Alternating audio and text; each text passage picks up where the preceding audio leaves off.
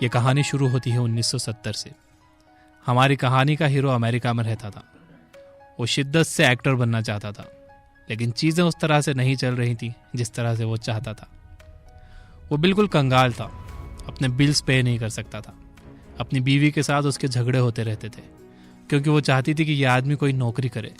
लेकिन हमारा हीरो एक नॉर्मल जॉब नहीं करना चाहता था, क्योंकि वो जानता था कि अगर उसे एक बार रेगुलर सैलरी मिलना शुरू हो गई तो वो अपना एक्टर बनने का सपना भूल जाएगा और वो एक आम इंसान की तरह जीने लग जाएगा। उसे यह बिल्कुल पसंद नहीं था। उसका मानना था कि वो भले ही सड़क पर रह लेगा, लेकिन बाकी लोगों की तरह सैलरी का गुलाम नहीं बनेगा। वो अपना एक्टिंग करियर बनाने की आखिरी कोशिश करने अपने सबसे अच्छे दोस्त अपने कुत्ते बटकस के साथ ट्रेन से लॉस एंजलिस चला गया, क्योंकि लॉस एंजलिस में ही हॉलीवुड के सबसे बड़े स्टूडियोज हैं।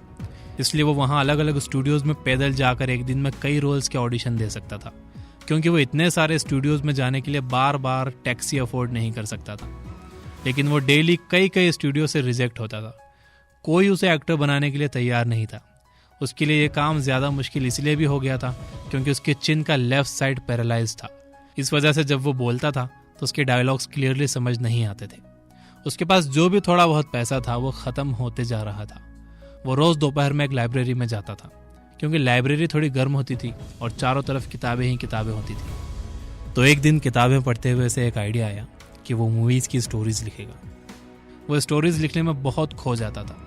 वो एक के बाद एक स्टोरी लिखता ही जाता था और उन स्टोरीज़ को स्टूडियोज़ को ऑफर करता था, लेकिन फिर से वो हमेशा रिजेक्ट हो जाता था। वो 1000 बार से ज़्यादा रिजेक्ट हुआ था। अब उसके पास अपने कुत्ते को खिलाने के लिए भी पैसे नहीं थे।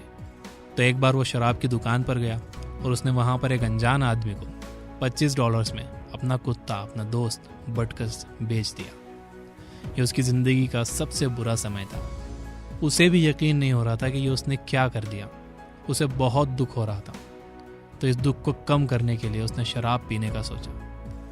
तो उसके पास जो आखिरी पैसा बचा था वो लेकर एक बार में चला गया। शराब पीते हुए उसने टीवी पर देखा कि एक बॉक्सिंग मैच चल रहा था। यह मैच था मोहम्मद अली वर्सेस चक वेपनर। चक वेपनर को बॉक्सिंग कम्युनिटी और उनकी फैमिली अनाड़ी बॉक्सर मानते थे। लोगों को लग रहा था कि ये तो महान बॉक्सर मोहम्मद अली के लिए आसान शिकार होंगे।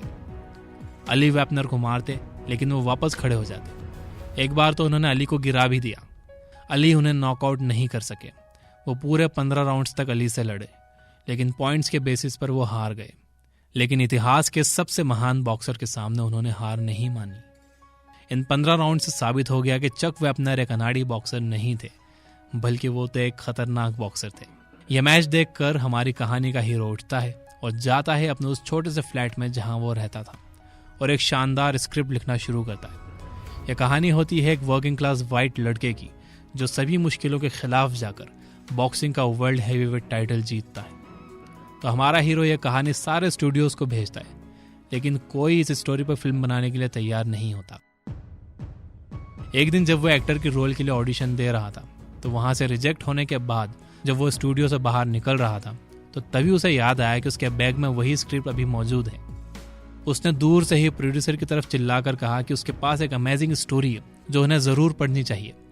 बेदिली से प्रोड्यूसर ने वो स्क्रिप्ट ले ली और प्रॉमिस भी किया कि वो उसे जरूर पढ़ेगा। तो 2 दिन बाद उसे स्टूडियो से कॉल आता है कि वो उस स्टोरी पर फिल्म बनाना चाहते हैं और उसे वो इस स्क्रिप्ट के $3,65,000 देना चाहते हैं। लेकिन हमारे हीरो ने यह ऑफर रिजेक्ट कर दिया, क्योंकि प्रोड्यूसर्स उसे फिल्म में लीड रोल नहीं दे रहे थे। तो कई घंटों के भावताओं के बाद प्रोड्यूसर्स उसे लीड रोल देने के लिए तैयार हो गए। उनकी डील ये हुई कि वो एक्टिंग के पैसे नहीं लेगा, बस स्क्रिप्ट के ही पैसे लेगा और फिल्म भी वही बनाएगा। उसके लिए स्टूडियो ने उसे एक छोटा सा बजट दे दिया। तो एक फेमस एक्टर बनने के चांस के लिए उसने एक्टिंग की फीस नहीं ली। एक बड़ा रिस्क उसने लिया था, लेकिन उसे पता था कि अगर वह इस फिल्म में हीरो नहीं बना और ये फिल्म चल गई तो उसे जिंदगी भर अफसोस रहेगा। तो स्टूडियो से डील करने के बाद वो सबसे पहले जाता है वही शराब की दुकान पर जहां पर उसने एक अनजान आदमी को अपना कुत्ता बेच दिया था। वो वहां 2 दिन तक उस आदमी का इंतजार करता है। 2 दिन बाद वो अनजान आदमी उस कुत्ते के साथ वहां से गुजरता है।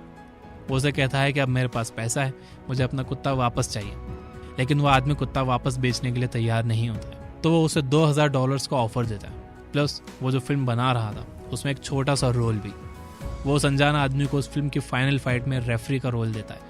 इस पर वो आदमी मान जाता है और कुत्ते को वापस कर देता है। अब वो फिल्म बनाना शुरू करता है। पैसा बचाने के लिए वो अपने दोस्तों और फैमिली मेंबर से उस फिल्म में कुछ रोल्स करवाता है। हैंड हेल्ड कैमरा से उस फिल्म की पूरी शूटिंग होती है और उस फिल्म में ज़्यादातर शॉट्स सिंगल टेक होते हैं और जैसे तैसे फिल्म बनकर तैयार हो जाती है। फिल्म रिलीज होने से पहले हॉलीवुड में डायरेक्टर्स गिल्ड के लिए एक थिएटर में उसकी स्क्रीनिंग होती है। वो वहाँ पर अपनी माँ के साथ बैठा था। थिएटर में करीब 900 लोग थे और सारे ही फिल्म इंडस्ट्री से ताल्लुक़ रखते थे। उसे अजीब लग रहा था। फिल्म के जिस सीन पर हंसना चाहिए था वहाँ कोई नहीं हंस रहा था। फाइट सीन्स पर भी कोई किसी तरह का भी रिएक्शन नहीं दे रहा था। एक के बाद एक लोग थिएटर से बाहर निकलते गए और आखिर में बस हमारा हीरो, उसकी माँ ही वहाँ रह गए। उसकी माँ ने उससे कहा कि वो अब भी वापस आ सकता है, एक अच्छी सी जॉब ढूंढ ले और वही करे। वो अपनी माँ का हाथ पकड़कर उन्हें सहारा देते हुए थिएटर से बाहर निकलकर सीढ़ियाँ उतरते हुए लॉबी में आता है और सडनली वो देखता है कि सारी ऑडियंस वहाँ उसका इंतज़ार कर रही थी और वो सब जोर जोर से तालियां बजाना शुरू कर देते हैं। सिल्वेस्टर स्टालोन रोने लगते हैं। ये खुशी के आंसू थे। आखिरकार उनकी मेहनत ने रंग ला ही दिया। रॉकी फिल्म को 9 ऑस्कर नॉमिनेशंस मिलते हैं और 3 वो जीतती है। जो फिल्म हैंड हेल्ड कैमरा से एक छोटे से बजट में बनी थी वो करीब $20 करोड़ का बिजनेस करती है। और इस तरह से सिल्वेस्टर स्टालोन की स्टोरी फेमस हुई। इस तरह से उनका करियर शुरू हुआ। So ladies and gentleman, boys and girls, अगर आप जिंदगी में मुश्किलों का सामना करते हुए हार मानने की सोच रहे हो तो हार मत मानना, क्योंकि आप तब तक नहीं हारते हो जब तक आप भाग ना जाओ। वीडियो पसंद आई है तो लाइक किए बगैर मत जाना। Finally, you guys are amazing. Keep reading, keep learning, keep growing. Thank you for watching.